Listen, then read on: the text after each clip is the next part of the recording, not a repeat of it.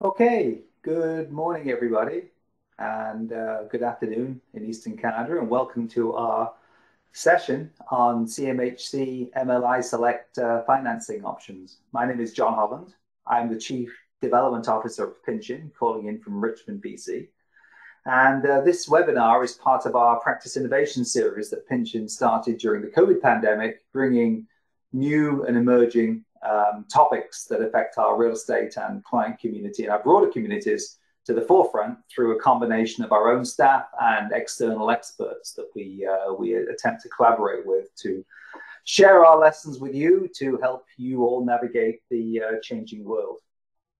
As I think we all know, and I think we're all becoming acutely aware, that the debate about urban infrastructure, housing availability, housing affordability is putting huge demands on all of us, and notably this industry. And it's reasonable to assume, I think, that government at all levels will attempt to offer us inducements to build, maintain, sustain, and improve housing that accommodates a broader range of the population. I was on the phone with a colleague of mine in Michigan yesterday, and there's a small group of people there that focus their work entirely on processing government grants to regenerate urban brownfields. And of course, that's very prominent in an area that's gone through such deindustrialization as Michigan. Nonetheless, there is a model in place, and the US EPA recently announced a $4.5 billion grant to support climate-related climate mitigating related construction and building real estate that's more climate resilient and climate sensitive.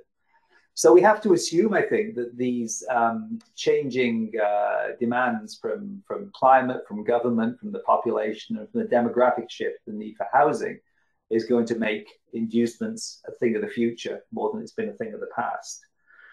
The CMHC MLI Select is one of the earliest and most innovative of these new multi-unit mortgage loan insurance products. And it's really focused on inducing more favorable mortgage terms based on affordability, accessibility, and climate compatibility, the thing we've just spoken about.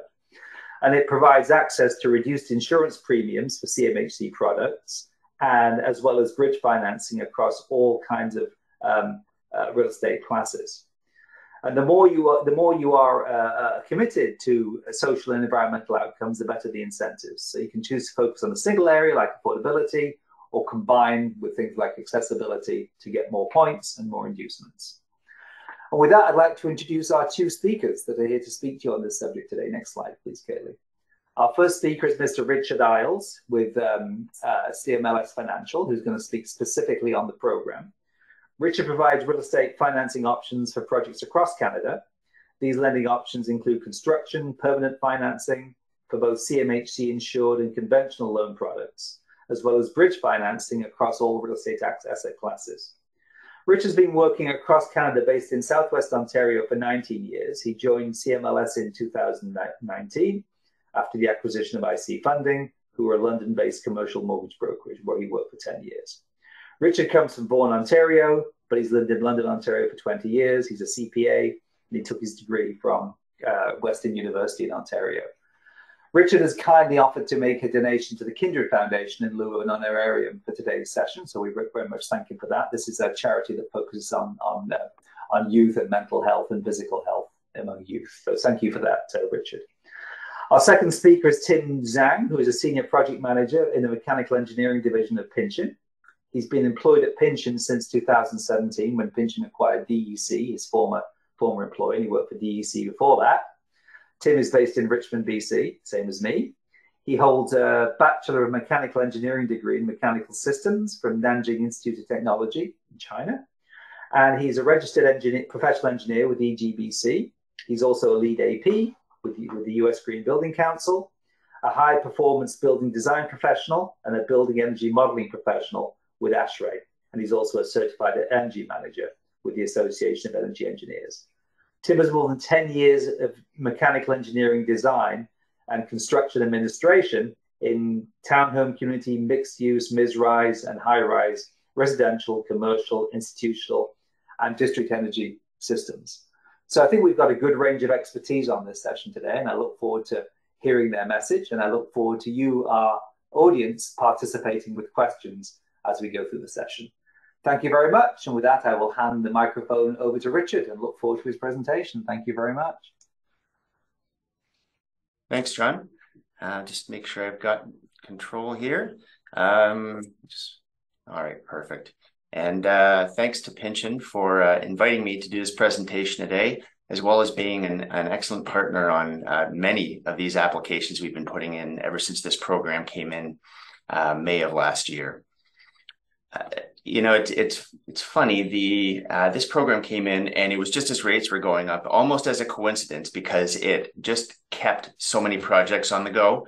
And then as unfortunately, these rates have continued to rise, it's just been an absolute game changer. So kudos, it worked out that way. And as luck would have it, here we are last week with a fairly significant announcement that certainly all of my developer colleagues are going to hope it's as good as it sounds, which is the GST rebates or elimination thereof for rental housing, which again, fingers crossed, will allow a lot of these projects relying on improved costing will actually allow to keep them on track. So the MLI Select program, that replaced a program called MLI Flex, which was really predominantly focused on on affordability, and a bit more constraining. There wasn't a lot of uptake on that program relative to what I guess the intent was, and trying to get more affordable units out. So this came out last year. Many of you have probably already had a presentation or many presentations, in-person interactions with lenders and others, understanding the program. So because of this is the Pynchon webinar, my focus was predominantly on how we were able to really help our clients move forward with improved loan proceeds and overall incentives on the energy efficiency element of the program. So just starting with a quick overview just to expand on what John had mentioned. So affordability, energy efficiency, and accessibility are the three pillars that I guess the social outcomes that this is really focused on. The affordability is almost for certain asset classes, retirement, student housing, it really isn't even an option. And so when this program came out, our office in London does quite a bit of those financing those asset classes. So we automatically started gearing our efforts towards trying to understand the energy efficiency element of the program, and learned it really with a bit of help from our colleagues in Pynchon and others. We were able to make the most of the program as a whole. Eligibility, construction, improvement loans. I'll put a big asterisk on purchase solely because right now it does take a bit of time to get through a CMHC application in a normal year. And in June, the premiums had increased, as many of you may know, which resulted in a huge onslaught of applications and ultimately a bit of a backlog. So unless you have a very generous vendor, you are likely looking at even a bridge on a purchase and then moving into CMHC soon thereafter. And then, of course, refinance loans and purchase financing or conversion of non-residential buildings, which we seem to be observing more and more office, especially out in the Calgary area. Wanted to put the premium schedule up first, just to really highlight a couple of elements. And again, this is the updated premium schedule. As of June 19th of this year, all of these premiums increased. And for those of you not aware, they increased quite a bit more in the MLI program.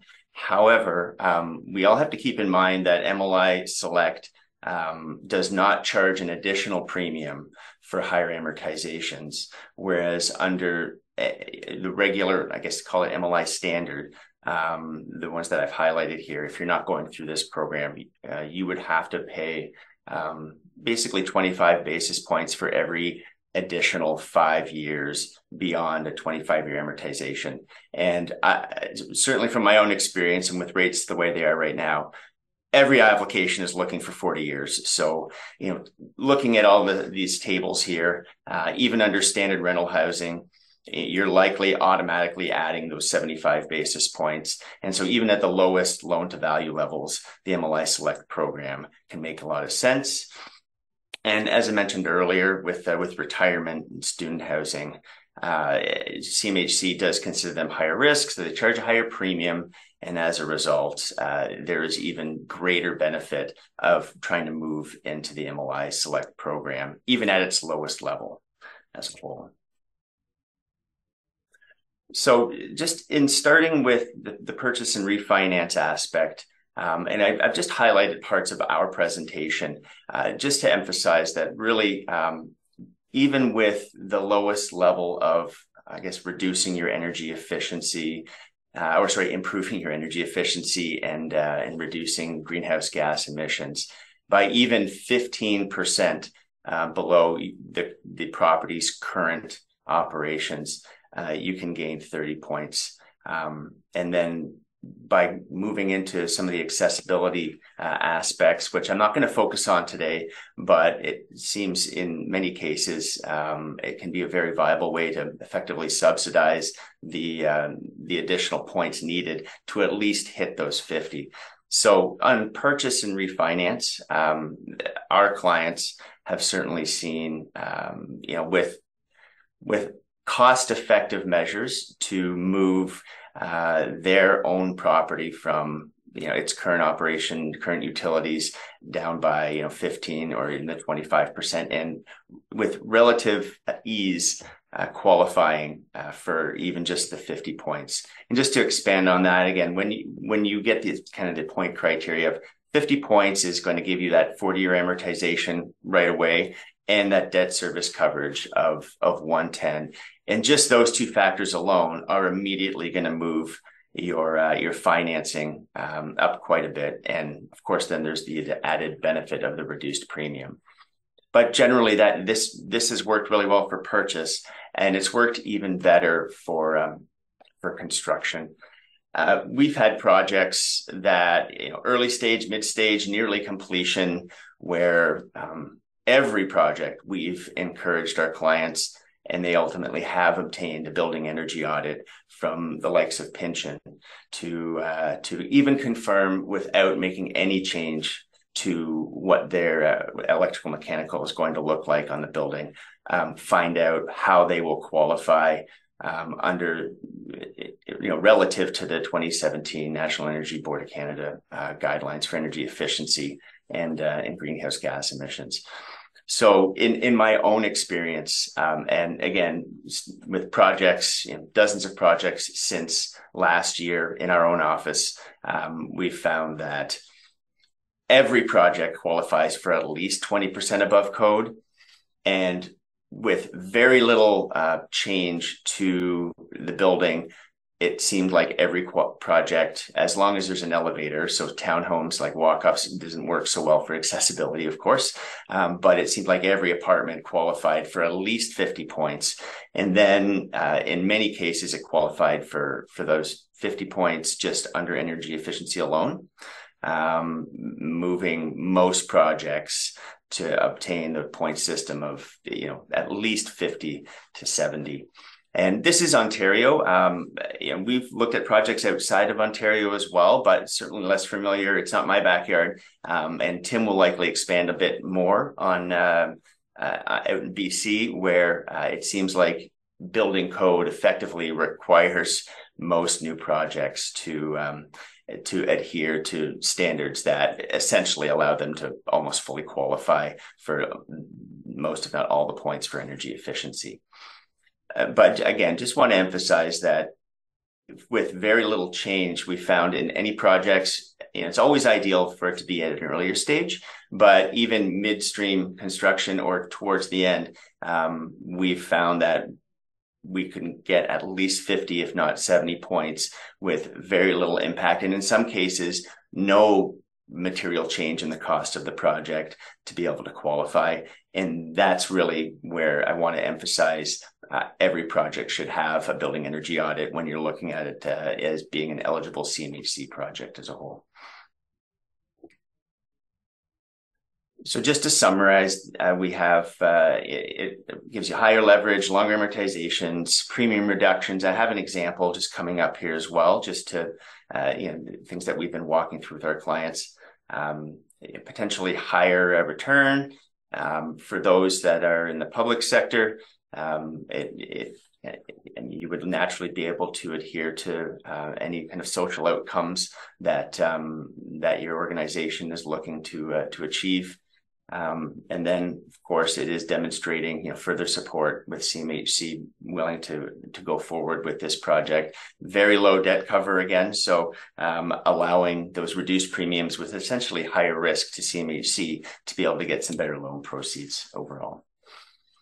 So I wanted to provide an example, just a hypothetical apartment, net operating income of $2 million. The cap rates I've used, you'll see that I've got columns of conventional, MLI standard, which is kind of like just CMHC before, or just the current program without moving into select, and then the different levels. So, based on that cap rate, let's say this is an apartment. It's probably more like Southwestern Ontario. I'm sure many of you would identify where those kind of cap rates would make sense. And you'll see I've put a cap rate in for CMHC a little bit higher, solely because market cap rate versus CMHC underwriting can often be a quarter to a half a point higher in some cases, depending on the market and their feel for the valuation and activity in that market. Although, as you'll see, this really has no impact on the loan proceeds because every deal is debt covered because of the high interest rates. So the debt service coverage requirements, typically for conventional, you may be able to get a lender down to like a 120 debt cover, maybe more typically 125.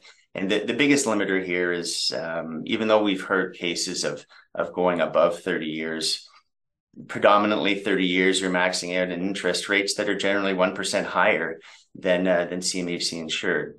So that combination of amortization and higher interest rates, even moving into a regular CMHC loan under these scenarios, where we're looking at a debt service coverage for their underwriting at about 120. If it was a 5-year term, it would be 130, so a little bit more constraining. But you're moving your proceeds up by $6 million in this example. So again, even if it doesn't make sense to go select, for some reason, CMHC seems to be the only way to get multi-residential financed properly these days for reasonable proceeds.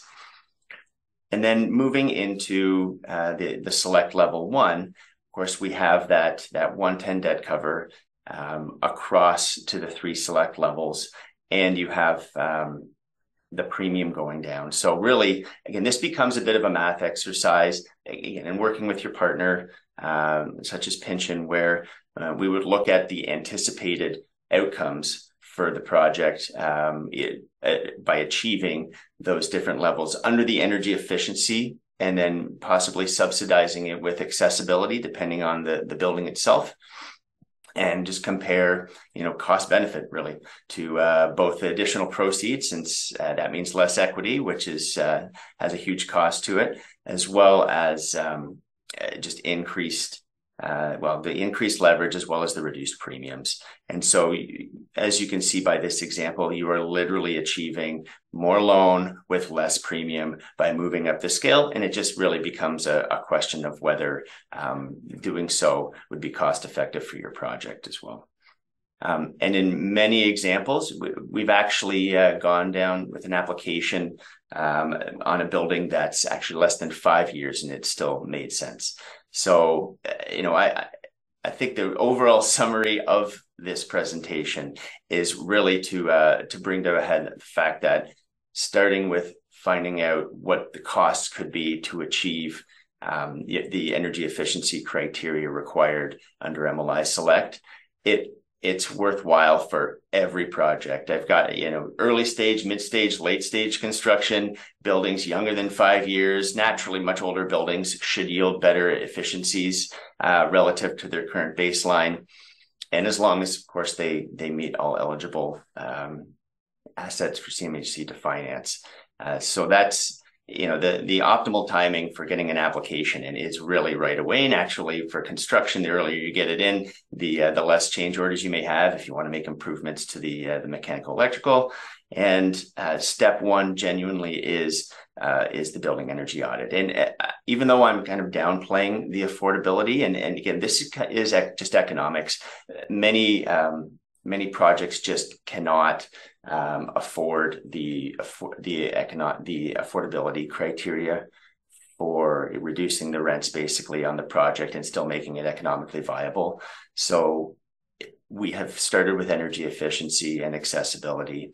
And then depending on where everything falls, really focusing on how much affordability there should be on the project as well to, again, be able to still make it economically viable with reasonable proceeds and be able to capitalize on the premium incentives that come with the program too. Quick summary, CMLS, and we do quite a bit of CMHC financing. Significant amount, lots of options. I mean, John alluded to what we do. I do quite a bit of advisory work as well.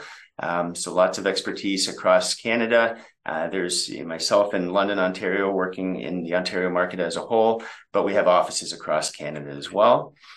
And I've got a question side here, but we're going to wait until after Tim's completed his side of the presentation. So give me a call or your local CMLS rep and talk about it a little bit more deeply. There's a lot to this program, a lot more than just the 15-minute overview, but the intent here was really to emphasize how important it is to have a review with a group like Pynchon on the energy efficiency side and going from there.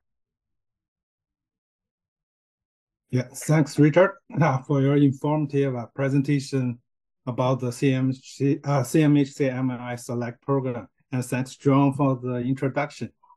Hello, everyone. My name is Tim Zhang. I'm a senior project manager in Pynchon's Mechanical Engineering Group. So today, my presentation will be focused on the energy efficiency criteria. So let's start with some background information. So Canada has committed to reduce the greenhouse gas emission by 45% below the 2005 level by 2030, and to achieve net zero emission by 2050. So we all know CMHC is a federal crown corporation. So its mission aligns with Canada's greenhouse gas reduction target. So how is Canada doing so far regarding the greenhouse gas emission? So the graph here shows the household greenhouse gas emission per capita in 2019. So with increase or decrease labeled compared to the emission level in 2009. As you can see, the greenhouse gas reduction is relatively small, and even for some provinces and territories have increased the greenhouse gas emission over those 10 years period. So this tells us that we need to do more to meet Canada's greenhouse gas emission target for 2030 and 2050. So one of the popular greenhouse gas reduction measure is to move away from fossil fuel and use electricity. But it really depends on how green the electricity is generated. With renewable energy resource like hydro, wind, and solar, the greenhouse gas emission factor for electricity are pretty low for the province in the green color on this graph, like British Columbia, Yukon Territory, Manitoba, Ontario, Quebec, and Newfoundland and Labrador. So in those provinces and territories, the electrification project will result in larger greenhouse gas reduction. But for other provinces and territories with high electricity greenhouse gas emission, the energy or the greenhouse gas reduction measure will be focused on reducing the energy demand, like add more insulation for your building, have a better window with thermal resistance, and of course, we will use a higher efficiency mechanical equipment if we can. With all level of government's effort, we expect all the province and territory will have a greener electricity supply in the near future. But right now, this graph just to show us that we cannot apply the same energy or greenhouse gas reduction measures across Canada. We have to be, specific for the project and specific for the location where the project happening. So as Richard discussed earlier, the MLI Select program applied to both new construction and existing building upgrades. For new construction, the baseline is the National Building or Energy Code. The new construction project, we like to start the energy modeling or energy audit at earlier design stage. So for, like Richard mentioned before, like for some municipality and province, the energy modeling is already required and mandatory for the building permit application to demonstrate the percentage of energy saving compared to the National Energy or Building Code. So the same energy model actually can serve both purpose for code compliance and for the MLI Select program. So for example, if your project has met the BC Energy Step Code or is passive house certified, it automatically meets certain level of the MLI Select program.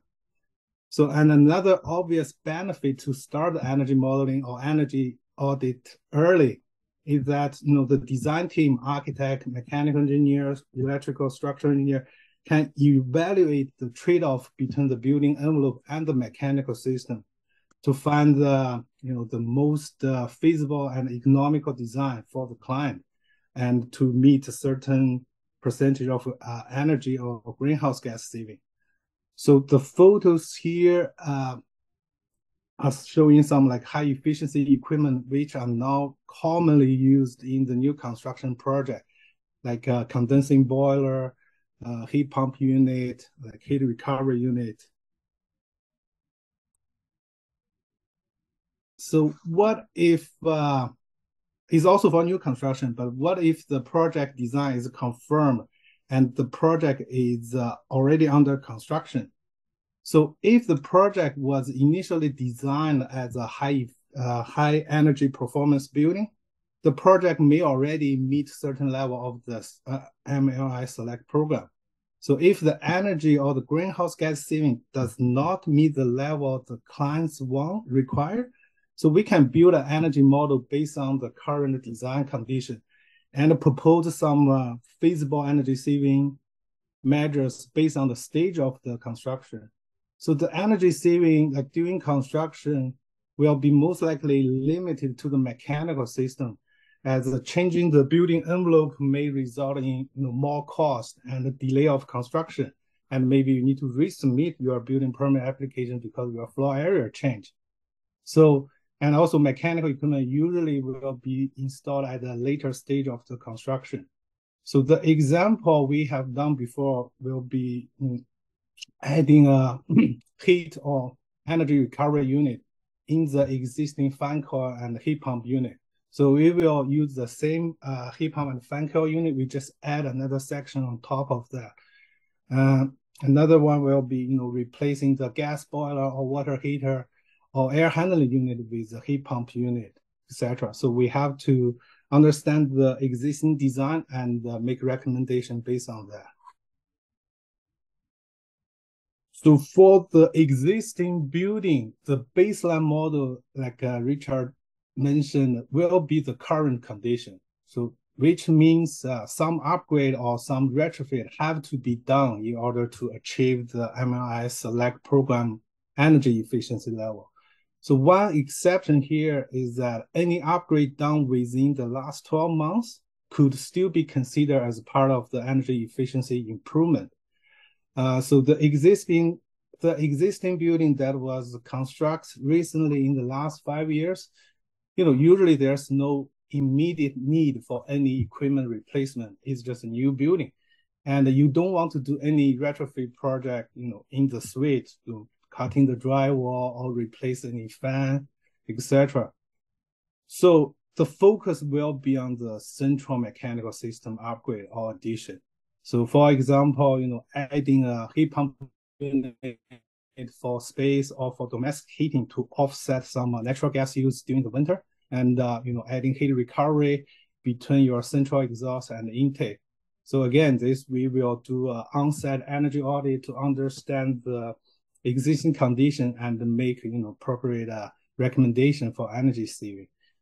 So even with the building was designed as a high performance building, there is still a chance for additional energy saving with new technology, the premium heat pump unit, which could operate at much lower outdoor temperature, which means you will run more heat pump, use more electricity during the winter, so to reduce the natural gas use and reduce the greenhouse gas emission. So for those type of project, newly constructed, the client will need to work closely with the financial advisor like Richard himself to find a balance between the incentive provided by this MLI Select program and the additional capital costs. So we have done a few buildings that were constructed within the last 5 years, and the MLI Select program is proven to be a economically viable option for the client. Naturally, for the older building, there will be more opportunity to improve the energy efficiency, and they can align well with the planned building upgrade or replacement. So, if there's a boiler replacement or a building envelope repair or upgrade project already required based on the latest building condition assessment, so we can take advantage, include this energy reduction measure in the MLI Select program. And we will do an evaluation first, say if only this project can give you the percentage of energy saving you require. If not, we will add more energy saving measures to achieve the required energy saving level. So for older buildings, there's lots of opportunity, a lot of example for energy saving. So for example, like LED lighting, low flow plumbing fixtures, so we can reduce the heat required to heat the domestic water, and the boiler replacement with higher efficiency condensing boiler or with a heat pump unit. So yeah, definitely there's more opportunity for the older building. So since the CMHC ML Select program was introduced in May last year, so we have completed about 50 successful program submission across Canada. So with 30 of them will be new, 30 of them are new building, new construction, and 20 of them is for existing building. So our mechanical engineering background help us to propose reasonable and feasible energy saving measures to the client. And we can also work on the detailed design for those energy saving measures and also provide a construction administration service as well. So why choose Pynchon? So as you may or may not already know, so Pynchon has a local resource across Canada, and we provide a premium consulting service for environmental engineering, building science, health and safety, and construction management projects. So we have a local resource and national experts. So thank you, everyone. So that's my quick presentation. Any questions? Thank you, Tim. Thank you, Richard. Both excellent presentations. We do have a question in the chat from Mr. Yatin Patel or Ms. Yatin Patel.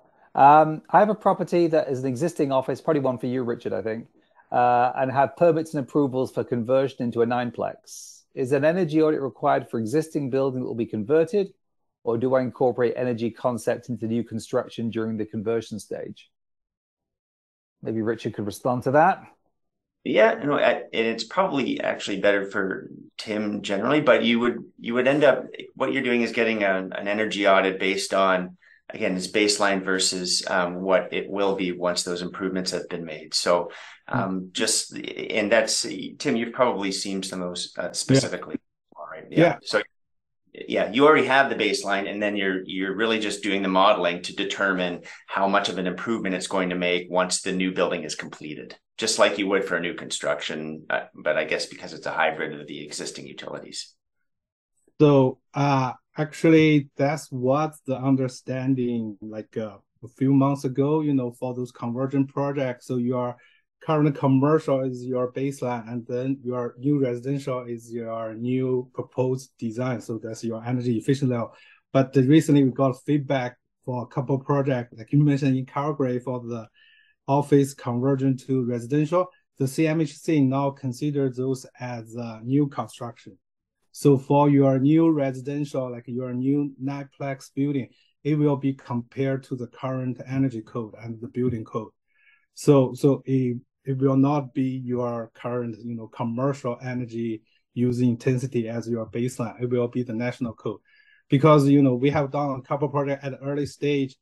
It's kind of automatically you will save more than 20% because residential usually has higher energy intensity than the has lower energy intensity than the commercial. So when you use the baseline as your commercial building and you convert to a residential, you automatically save like 30% energy. I think CMHC have seen that and they changed their policy over the course. Thank you. Thank you, Tim. Richard, is there a region of the country, given the breakdown of energy that Tim showed in his initial graph, where we're seeing more of these applications be successful, or is it pretty global? I know your experience is largely Ontario. Every application that we've done has been successful, and every application that we've done with pension has been successful, because really it really does come down to making sure that you have the appropriate modeling. You're not putting, we haven't found any situations where CMHC has said no. There are just, that's kind of, that's obviously new information that I'm getting from Tim as well. But there is nuance. For example, we have an apartment here that allows for building some townhomes on the project as well. And I would expect over time CMHC will hopefully evolve this aspect, but I believe they use kind of the lowest common denominator as far as energy efficiency goes. There's those little nuances to deal with, as well as we have one in Kitchener that it's several buildings, just single-story buildings where they really had to assess each one individually. They're 3 or 4, I think they're about 10 blocks of 3 or 4 units, something like that. So there's nuance.